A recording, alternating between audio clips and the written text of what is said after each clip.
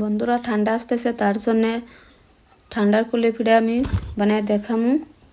তো দেখতে থাকুন কি করে ঠান্ডার কুলি পিঠা বানাই।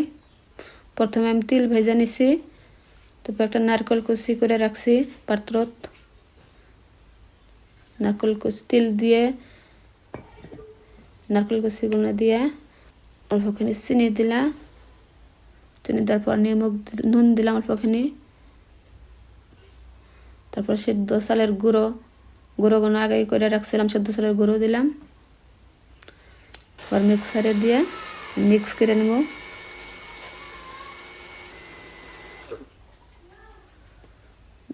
মিক্স করা হয়ে গেছে, কত সুন্দর মিক্স হয়েছে। তার মিক্স করার জন্য একটা পাত্র ঢেলে রেখে দিছি, তো কত সুন্দর হয়েছে মিক্স করে।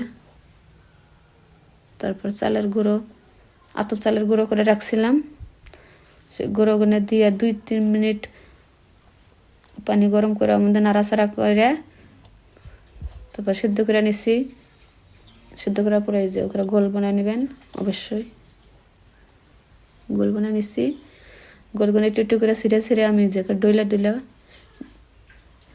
পাড়ায় ডইলা এপিট এপিট করে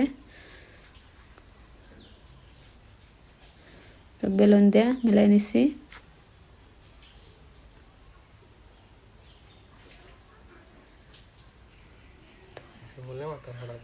বেলুনতে মিলতে মিলতে দেখো কত সুন্দর রুটি পিঠা হয়েছে। এখন একটা কুলি পিঠার মেশিনের উপরে রাইখে পিঠাটা মিক্স করা গুঁড়ো গুনে আমি দিয়ে দিছি। ঢাকনি দিয়ে ঢাইকে জাতা দিলে সুন্দর পিঠা হবে। মুড়ি গুনে কাটে নিছি, দেখো ভেতরে কত সুন্দর একটা কুলি পিঠা হয়েছে।